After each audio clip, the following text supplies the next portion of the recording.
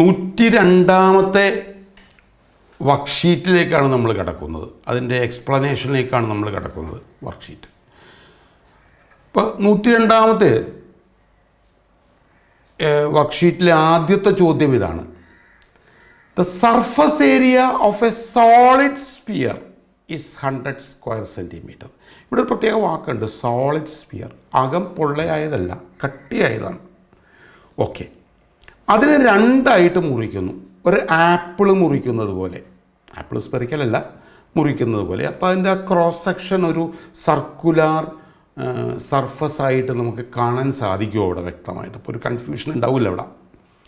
The total surface area of a solid sphere is 100, split up into 2 hemispheres. What is the curved surface area of the hemisphere? ഇതാണ് ചോദ്യം. ഇപ്പോൾ total surface area of the sphere 4πr squared.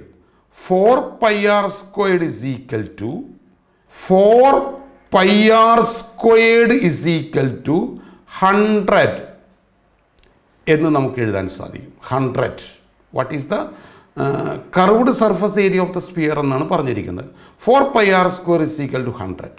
അപ്പോൾ πr square is equal to എത്രയായിരിക്കും? 25 ആയിരിക്കുമല്ലോ തീർച്ചയായിട്ടും. πr square is equal to 25. Okay, split up into 2 hemispheres. അപ്പോൾ what is the curved surface area of the hemisphere? ഇതാണ് ആദ്യത്തെ ചോദ്യം. Curved surface area, curved surface area, surface area of the hemisphere, of the hemisphere is equal to 2πr squared, that is 2 into 25, that is 50 square centimetre എന്ന് എഴുതാൻ പറ്റും നമുക്ക്. രണ്ടാമത്തെ ചോദ്യം, what is the total surface area of the hemisphere? Total surface area, surface area of the hemisphere, hemisphere is equal to 3πr squared, that is 3 into 7, 25, that is equal to 75 square centimetre എന്ന് എഴുതാൻ സാധിക്കും. Okay, അതാണ് ആദ്യത്തെ ചോദ്യം. നമുക്കിനി രണ്ടാമത്തെ ചോദ്യത്തിലേക്ക് കിടക്കാം. രണ്ടാമത്തെ ചോദ്യം ഇതാണ്. A cylindrical vessel of radius 4 cm contains water to a height 10 cm. ഒരു സിലിണ്ട്രിക്കൽ വെസ്സലാണിത്, ഒരു സിലിണ്ട്രിക്കൽ വെസ്സൽ. നമുക്കിങ്ങനെ മനസ്സിലാക്കാതെ, A cylindrical vessel of radius 4 cm. ഇപ്പോൾ ഇതിൻ്റെ ബേസാണ് ഈ കാണുന്നത്. Of radius 4 cm, a cylindrical vessel of radius 4 cm, height 10 cm. Okay, ഇത് വെള്ളം എടുത്തിട്ടുണ്ട് ഇതിനുള്ളിൽ. ഈ ലെവലിൽ നമുക്ക് വാട്ടർ എടുത്തിട്ടുണ്ടെന്ന് കരുതുക. A small sphere of radius 2 cm. 2 cm radius ഉള്ളൊരു സ്മോൾ സ്പിയർ ഇതിനകത്തേക്ക് ഇടുമ്പോൾ വാട്ടർ ലെവൽ ഉയരുന്നു. ഇത് ഇത്രയും വരെ ഉയർന്നു എന്ന് കരുതുക. ഓക്കെ, അപ്പോൾ ഇത്രയും വരെയാണ് വാട്ടർ ലെവൽ ഉയർന്നിരിക്കുന്നത്. ആദ്യത്തെ ചോദ്യം, what is the volume of the sphere immersed in water? That is volume is equal to 4/3πr cubed, that is 4/3π into 2 cubed, that is equal to 4/3 into 8π, that is 32π/3. ആദ്യത്തെ ചോദ്യമായി, calculate the level to which water rises. എത്ര ഉയരത്തിലാണ് വെള്ളം പൊങ്ങുന്നത് എന്നുള്ളതാണ് പ്രശ്നം. എത്ര ഉയരത്തിൽ വെള്ളം പൊങ്ങുന്നു? സ്പിയറിൻ്റെ വോളിയം തന്നിട്ടുണ്ട് 32π/3 കാൽക്കുലേറ്റ് ചെയ്തു. ഇത്ര ഉയരത്തിലാണ് വെള്ളം പൊങ്ങുന്നത്. Suppose that height is h. Water rises in the shape of a cylinder. കാരണം സിലിണ്ടറിക്കൽ പാത്രത്തിലൂടെയാണ് വെള്ളം ഉയരുന്നത്. അപ്പോൾ ഉയരുന്ന വെള്ളത്തിൻ്റെ ഷേപ്പ് തന്നെ ഒരു സിലിണ്ടറിക്കലാണ്.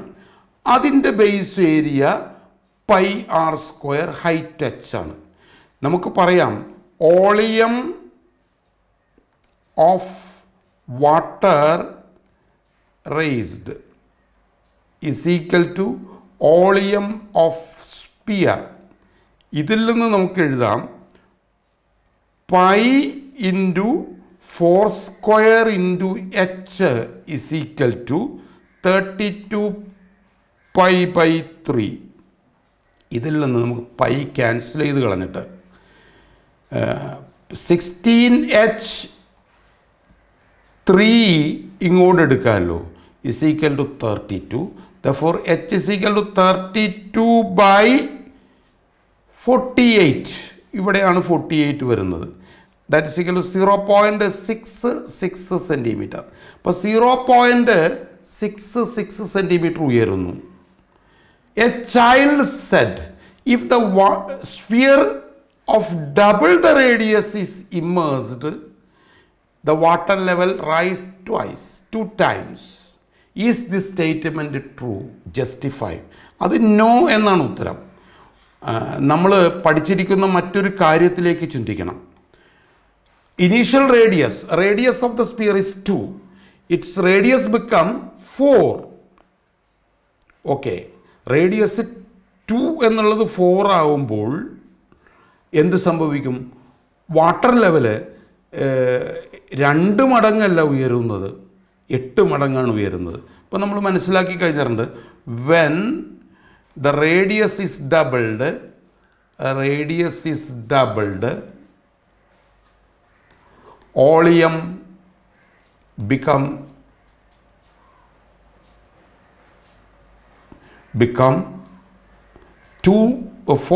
4 അല്ല 2 × 2 × 2, അതായത് r³ ആണ് വോളിയത്തിലേക്ക് വരുന്നത് 8 ടൈംസ്.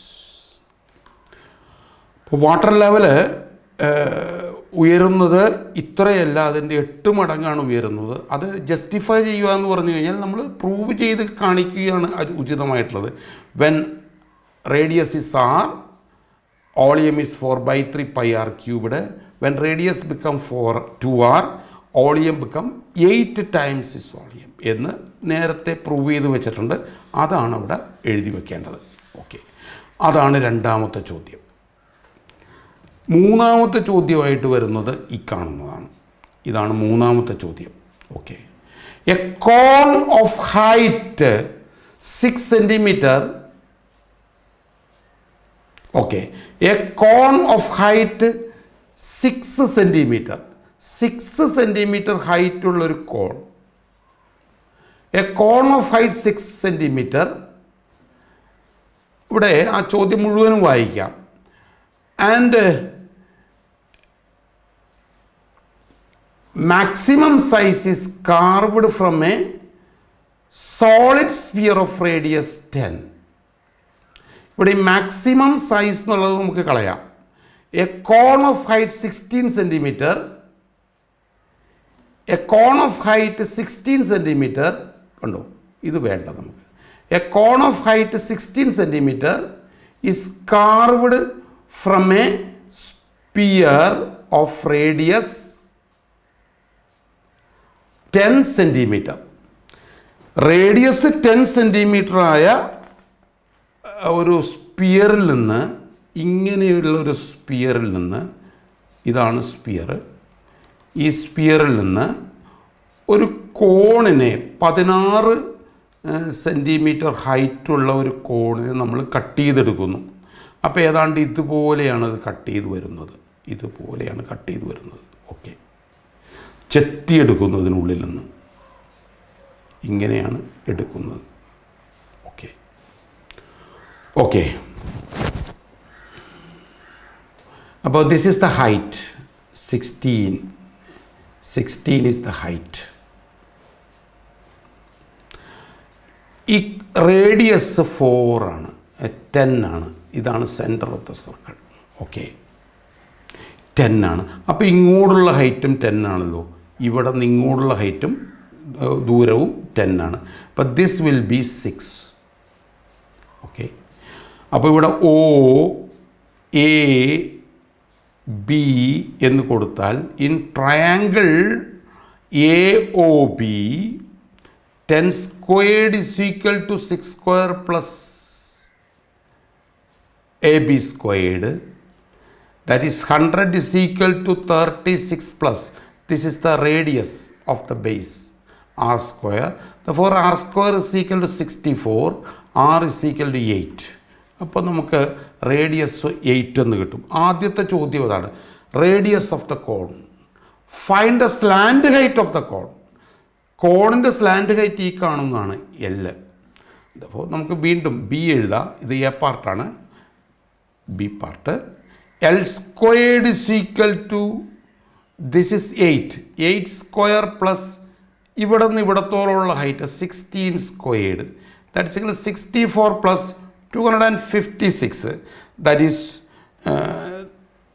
320 എന്ന് വരും. അപ്പോൾ L is equal to root of 320, that is equal to root of 8 into 8 square into 5. അതായത് എത്രയുള്ളൂ, 64 ഇൻറ്റു 5 ആണത്. റൂട്ട് ഓഫ് 64 ഇൻറ്റു 5 ആണെന്നു. അത് root of 64 into 5, that is equal 8 root 5. അതൊക്കെ നമുക്ക് കിട്ടി. What is the ratio of the surface area, ratio of the surface area of the cones. അടുത്ത ചോദ്യം, what is the volume of the cone. Okay, അടുത്തത് calculate the volume of the cone. കോണിൻ്റെ volume, അത് ഈ ചോദ്യം ഇതാണ്, ചോദ്യം മാറിയതാണ്. Volume of the cone, volume of the cone is equal to 1/3 pi r square h, that is 1/3 pi into radius is equal to 8 ആണല്ലോ, 8 square into h is 16. നമുക്ക് കിട്ടും 1024 pi/3 സെൻറ്റിമീറ്റർ ക്യൂബ്ഡ് എന്ന് എഴുതാനായിട്ട് സാധിക്കും. ഇനി നാലാമത്തെ ചോദ്യത്തിലേക്ക് കടക്കാം. നാലാമത്തെ ചോദ്യം ഇതാണ്. നാലാമത്തെ ചോദ്യം ഈ കാണുന്നതാണ്. Okay, the ratio of the volume of two cones എന്നുള്ളത് ഇവിടെ ഒരു കറക്ഷൻ ഉണ്ട്. കോൺസ് അല്ല, 2 സ്പിയേഴ്സ് എന്ന് നമ്മൾ തിരുത്തുന്നു. 2 spheres. The ratio of the volume of 2 spheres is 64:27. Ratio of the volume of 2 spheres is 64:27. What is the sum of the radii? Sum of the radii is 21. Okay. അപ്പോൾ ഇവിടെ നമുക്ക് പറയാം, let R1 and R2 be the radii. Okay, അപ്പം അങ്ങനെയാണെങ്കിൽ R1 is equal to, ഇവിടെ റേഡിയകൾ തമ്മിൽ, വോളിയങ്ങൾ തമ്മിലുള്ള റേഷ്യോയാണ് 4/3 pi R1 cubed is to 4/3 pi R2 cubed is equal to 64:27. ഇതിൽ നിന്ന് നമുക്ക് R1 cubed is to R2 cubed is equal to 64:27. Therefore R1 is to R2 is equal to എന്താണ്, cube root of 64 is to cube root of 27. അതായത് R1 is to R2 is equal to 4:3. അങ്ങനെയാണെങ്കിൽ ആദ്യത്തേതിൻ്റെ radius R1 is equal to 4r എന്നും രണ്ടാമത്തേതിൻ്റെ radius 3r എന്നും നമുക്ക് എടുക്കാനായിട്ട് സാധിക്കും. Okay, ഇവിടെ sum of the radii is 21. R1 plus R2 is equal to 21. That is 4r plus 3r is equal to 21. 7r is equal to 21. r is equal to 3 എന്ന് കിട്ടുന്നു. അങ്ങനെയാണെങ്കിൽ ആദ്യത്തേൻ്റെ റേഡിയസ് 4 × 3 12. രണ്ടാമത്തേൻ്റെ radius 3 × 3 is equal to 9. Sum 21 ആവുന്നുണ്ട് കൃത്യമായിട്ട്. Okay, അടുത്ത ചോദ്യം, what is the ratio of surface area of the spheres? What is the ratio of the surface area of the spheres? സ്പിയേഴ്സിൻ്റെ സർഫസ് ഏരിയകൾ സ്പിയേഴ്സ് എന്ന് നമുക്ക് തിരുത്തിയിട്ട് ഈ സർഫസ് ഏരിയകൾ തമ്മിലുള്ള റേഷ്യോ റേഡിയസുകളുടെ സ്ക്വയറുകൾ തമ്മിലുള്ള റേഷ്യോ ആണ്. കാരണം സർഫസ് ഏരിയ എന്നുള്ള എൻ്റെ ഫോർമുലയിൽ തന്നെ 4πr², radius is in its second power. Therefore, ratio of the surface area is equal to ratio of the squares of the radii. ഇതൊന്ന് സ്വയം ചെയ്ത് നോക്കുക. നിങ്ങൾക്ക് കിട്ടാൻ പോകുന്നത് 144:81 എന്നായിരിക്കും കിട്ടുന്നത്. അതൊന്നുകൂടി സിംപ്ലിഫൈ ചെയ്യാം, ഒരു ഡിവിഷൻ നടത്തിയിട്ട്. ഓക്കെ, ഒന്ന് ഡിവിഷൻ നടത്തിയിട്ടാണ് സിംപ്ലിഫൈ ചെയ്യുന്നത്. സ്ക്വയർ റൂട്ടൊന്നും കാണരുത്. ഡിവിഷൻ നടത്തി സിംപ്ലിഫൈ ചെയ്യുമ്പോൾ 16:9 എന്ന് നമുക്ക് കൃത്യമായിട്ട് കിട്ടും. ഇത്രയും കാര്യങ്ങളാണ് ഈ വർക്ക്ഷീറ്റിൽ നമുക്ക് ചെയ്യാനുള്ളത്. ഓക്കെ.